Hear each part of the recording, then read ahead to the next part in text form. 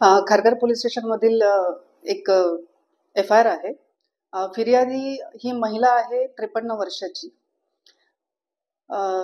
महिलेला फेसबुकवरती एक ॲड दिसली होती की क्रिप्टोकरन्सीच्या माध्यमातून आपण लाखो कमवू शकता. त्याप्रमाणे या महिलेने त्या पर्सनला संपर्क केला. तेव्हा त्या व्यक्तीने तिला बोलण्यामध्ये गुंतवून तिला मोठी मोठी स्वप्न दाखवून क्रिप्टोकरन्सीमधून कसा लाखोंचा फायदा तो मिळवून देऊ शकतो हे पटवून दिलं. त्यानंतर त्या महिलेकडून हळूहळू सन 2020 पासून आतापर्यंत जवळपास 78,82,000 घेतलेले आहेत स्वतःच्या अकाउंटमध्ये. त्या महिलेला क्रिप्टोकरन्सीचं कसलंही ज्ञान नव्हतं. तेव्हा ती पूर्णपणे त्याच्यावरती विसंबून होती आणि त्याने तिला विश्वास दिला होता की तो करन्सी मध्ये तिला चांगला प्रॉफिट मिळवून देईल. मध्ये महिलाला शंका देखील आली की मी फक्त पैसेच त्याला देत चालली आहे, परंतु मला काही परतावा मिळत नाही आहे. तेव्हा तिने त्या व्यक्तीला त्याची आयडेंटिटी आणि त्याचा फोटो वगैरे मागितला. तेव्हा त्याने त्याचा खोटा ट्विटरवरून घेतलेला एक फोटो पाठवून दिला. त्याने स्वतः तो दुबईत राहतोय असंच खोटं सांगितलं.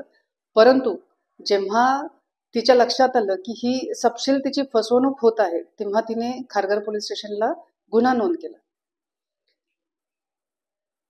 त्या गुन्हा नोंद केल्यानंतर जेव्हा आम्ही पूर्ण तांत्रिक तपास केला, त्यातल्या बँक अकाउंटची माहिती घेतली, तेव्हा आमच्या लक्षात आलं की स्वतःची ओळख लपवत राहणारा एक व्यक्ती आहे ज्याला आम्ही मुंब्र्यामधून अटक केलेली आहे. त्याने त्या पहिल्यापासूनच महिलेला खोटी स्वप्न दाखवली की क्रिप्टोकरन्सीमधून तिला चांगला परतावा मिळेल. त्याच्याकडून जो आम्ही मोबाईल हस्तगत केला त्याच्यामध्ये त्या दोघांचे चॅटही मिळून आलेत, परंतु त्याने क्रिप्टोकरन्सीमध्ये तिची कसलीही गुंतवणूक केलेली नाहीये. अशा प्रकारचे फ्रॉड वाचण्यासाठी नवीन पोलिसांनी काय आवाहन केलं? सायबर गुन्ह्यांना सर्वात आधी प्रतिबंध घालणं खूप गरजेचं आहे, कारण आजकाल दिवसेंदिवस सायबरचे गुन्हे खूप वाढत आहेत आणि याच्यामध्ये लोकांची लाखोंची फसवणूक होत आहे. त्याकरिता नवी मुंबई पोलीस आयुक्त मिलिंद भारंबे साहेब यांनी लोकांना अवेअर करण्यासाठी एक व्हॉट्सअप चॅनल चालू केलेलं आहे की जे घराघरापर्यंत लोकांपर्यंत ही माहिती मिळावी की तुम्ही सोशल माध्यमांवरती विश्वास ठेवू नका. त्याच व्हॉट्सअपच्या माध्यमाद्वारे सतर्क राहण्याच्या काही सूचना देखील देण्यात आलेल्या आहेत. सोबतच छोटे छोटे व्हिडिओज देखील असतात की कशा प्रकारची बतावणी केली जाते. यासोबतच प्रत्येक पोलीस स्टेशनला सायबरचा गुन्हे आल्यानंतर त्याच्यावरती तात्काळ कारवाई व्हावी म्हणून एक सायबरचं पथक निर्माण केलेलं आहे. त्याच्यामध्ये एक अधिकारी आणि 2 अंमलदार आहेत.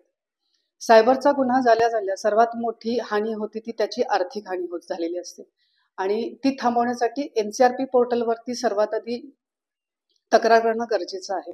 जितक्या लवकर तुम्ही तक्रार कराल तितक्या लवकर ते पैसे होल्ड केले जाऊ शकतात. त्याला आम्ही गोल्डन आवर म्हणतो. तर ही गोल्डन आवरची कन्सेप्ट देखील लोकांपर्यंत पोहोचवण्यासाठी वेगवेगळ्या प्रकारचे जनजागृतीचे कार्यक्रम हे नवी मुंबई पोलिसांमार्फत राबवले जात आहेत.